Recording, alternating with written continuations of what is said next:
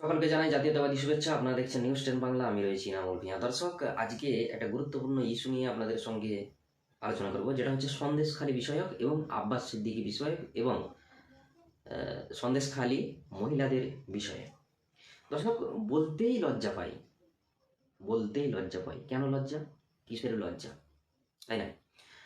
আপনারা জানেন যে পীরজাদা আব্বাস সিদ্দিকী তিনি কিন্তু 2021 সালে একটি দল প্রতিষ্ঠা করেন, যার নাম আইএসএফ, অর্থাৎ ইন্ডিয়ান সেকুলার ফ্রন্ট। সেই ফ্রন্ট থেকে তার ভাইকে তিনি কিং মেকার হয়ে দাঁড় করান ভাঙড় থেকে নওশাদ সিদ্দিকী তিনি কিন্তু এমএলএ হন। এখন আব্বাস সিদ্দিকী একটা কথা বলেছিলেন। কি কথা? না, একটা স্কুলের বাচ্চা হেনস্থার জেরে তিনি কিন্তু একটা কথা বলেছিলেন যে এটা সবেমাত্র শুরু, আপনার বাড়ির মা বোন ইত্যাদিদেরকে যখন চলে যাবে রাজনৈতিক ব্যক্তিত্ব, তখন কিন্তু কিছুই বলতে পারবেন না। সারাদিন রাত আটকে রাখা হবে, বিভিন্ন কুকর্ম তাদের সঙ্গে করা হবে, তারপরে ছেড়ে দেওয়া হবে, কিন্তু আপনি কিছুই করতে পারবেন না। দেখুন সেই ভিডিও। ভেতরে কিছু বললে পরে বলছে টেনে ছেড়ে দেওয়া হবে। সেটা কেন বলবে? কে বলছে? Head sir. এই তো শুরু, আগামীতে আরো কিছু দেখতে পাবেন আপনারা। আপনার ঘরের একটা 14-15 বছরের মেয়ে ছোট ছোট কাপড় স্কার্ট পরে স্কুল থেকে আসবে, কোন একজন সাহেবের নজর পড়ে যাবে, পিছু পিছু পিছু পিছু গাড়ি নিয়ে বাড়িটা দেখে যাবে, রাত্রি 10টায় এসে দরজায় আঘাত দেবে। কে? দরজাটা খোলো, সাহেব এসছি। খুলে দেবেন, হাতটা ধরবে, চ। আপনি বলবেন কি হয়েছে? কালকে দিয়ে যাব। ভাষা খারাপ লাগলো, আগামী 5 বছরের মধ্যে কথাটা মিলিয়ে দেবে। একেবারে দর্শক দেখলেন সেই ভিডিও, বললেন আব্বাস সিদ্দিকী তার কথা। এখন এই ভিডিও কেন দেখালাম?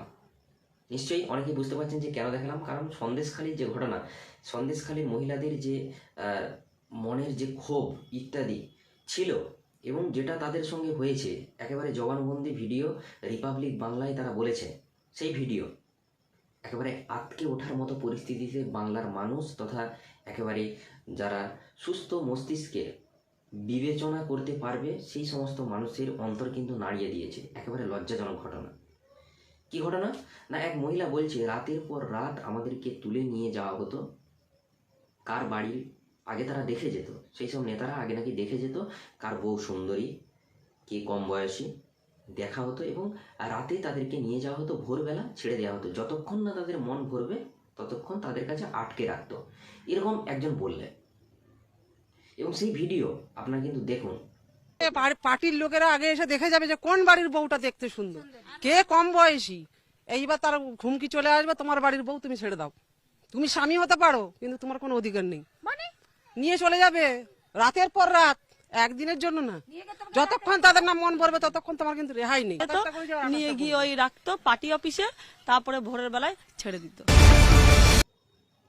তাহলে দর্শক বুঝতেই পারছেন যে কতটা নিচু লেভেলের রাজনীতি হচ্ছে এই পশ্চিমবঙ্গের বুকে।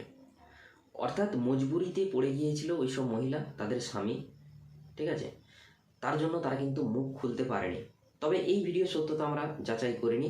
রিপাবলিক বাংলা তারা কিন্তু এই ভিডিও বা এই নিউজটি করেছে এবং আমরা সেখান থেকে নিয়েছি। এখন এই যে আব্বাস সিদ্দিকী তিনি কিন্তু বলেছিলেন কয়েক বছর আগে যে এরকম, এটা হচ্ছে শুরু, এটা শুরুয়াত, এরপরে কিন্তু অনেক কিছুই ঘটবে। ঠিক সেরকমই কিন্তু ঘটছে দর্শক। অর্থাৎ আব্বাস সিদ্দিকীর কথা মিলে যাচ্ছে, একেবারে অক্ষরে অক্ষরে মিলে যাচ্ছে। আমি বলছি না যে তিনি ভবিষ্যৎবাণী করেছেন বলে এটা হয়েছে, এটা কখনোই বলবো না। কারণ ইসলামে ভবিষ্যৎবাণী করা একেবারেই মহাপাপ, ঠিক আছে। তো আব্বাস সিদ্দিকীর কথা কিন্তু মিলে যাচ্ছে। এরপর আপনাদেরকে জানিয়ে রাখি যে রাজ্যের মুখ্যমন্ত্রী, মহিলা মুখ্যমন্ত্রী একেবারে শ্রদ্ধেয় আমাদের, ঠিক আছে, কিন্তু তিনি কিন্তু যখন রাইটার্স বিল্ডিংয়ে প্রথম ধর্নায় বসেছিলেন তখন কিন্তু একটা মহিলা রেপের বিষয় নিয়েই কিন্তু ধর্নায় বসেছিলেন এবং বিভিন্নভাবে সিঙ্গুর, নন্দীগ্রাম ইত্যাদির ইস্যু নিয়ে তিনি কিন্তু রুখে দাঁড়িয়েছিলেন মানুষের জন্য। কিন্তু আজ সেই মানুষ কিন্তু সাহায্য পাচ্ছে না। শেখ শাহজাহানের মতো নেতারা কিন্তু ধরা দিচ্ছে না। আরাবুলের মতো নেতাকে গ্রেফতার করা হচ্ছে আর শওকত মোল্লার মতো নেতারা বাড়িতে বসে পা দুলাচ্ছে। আপনারা হয়তো আরেকটা প্রশাসনিক বৈঠক দেখেছিলেন রাজ্যের মুখ্যমন্ত্রী মমতা বন্দ্যোপাধ্যায়ের, যে যখন শওকত মোল্লা বাস স্ট্যান্ডের কথা বলে তখন মুখ্যমন্ত্রী মমতা বন্দ্যোপাধ্যায় বলেন যে তোমরা তো ওখানে বম টম বানাও, তোমাকে দেওয়া যাবে না। শুনেছেন আপনারা, এটা প্রচুর ভাইরাল হয়েছিল, আপনারা সেটা জানেন। সন্দেশখালীর আরেক মহিলা মুখ দেখাতে অনিচ্ছুক, সেও কিন্তু রিপাবলিক বাংলাকে একটা বয়ান দিয়েছে, অর্থাৎ বাইট যেটাকে বলা হয় নিউজ মিডিয়ার ভাষায় দিয়েছে, এবং সেও অভিযোগ করে যে বলবো তোমাদের সামনে, মানে একটা ভীত সন্ত্রস্ত অবস্থায় সে কিন্তু তার জবানবন্দিটা দেয়। এবং রিপাবলিক বাংলার রিপোর্টার যিনি ছিলেন মহিলা, তিনি কিন্তু বলেন যে আপনার মুখ দেখা যাচ্ছে না, আপনি বলুন, তারপরে কিন্তু শুরু করেন। দেখুন সেই ভিডিও। মারধর করা হতো, ওদেরকে পরিষেবা দেওয়ার জন্য মেয়েদের ডাকতো। কি ধরনের পরিষেবা? কি ধরনের এখন বলবো, আপনার মুখ কেউ দেখতে পাচ্ছে না, আপনি বলুন।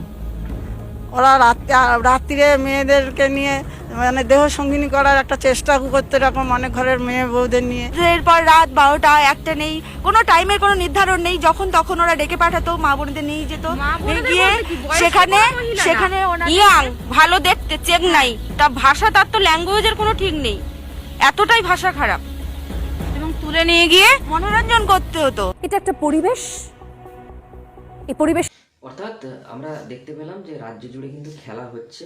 কিসের খেলা? রক্তের খেলা, খুনের খেলা, ধর্ষণের খেলা ইত্যাদির মতো বিভিন্ন ধরনের খেলা হচ্ছে, কিন্তু প্রোটেকশন পাচ্ছে না রাজ্যের মহিলারা। হ্যাঁ, 500,000 টাকা করে দিচ্ছেন রাজ্য সরকার, আপনাদের পকেটে গুঁজে দিচ্ছে, আপনাদের শাড়ির আঁচলে বেঁধে দিচ্ছেন 500,000 টাকা, ঠিক আছে? সেটাতেই আপনারা যদি শান্ত হয়ে ওঠেন বা শান্ত আছেন জানি, কিন্তু এই যে সন্দেশখালী মহিলাদের মতো অবস্থা যদি এইভাবে চলতে থাকে, তাহলে এই রাজ্য সরকারের ভূমিকা কতটা রয়েছে? নিশ্চয়ই রাজ্যের শাসক দলের আন্ডারে, অর্থাৎ রাজ্যে কিছু ঘটলে সেটা রাজ্য সরকারের দোষ হবেই, সেখানে না মেনে নেওয়াটা মূর্খামি ছাড়া আর কিছু নয়, আমি এটা মনে করি।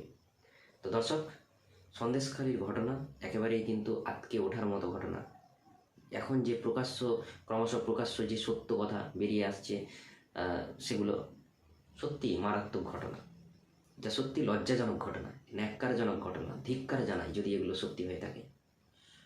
দেখতে থাকুন নিউজ 10 বাংলা।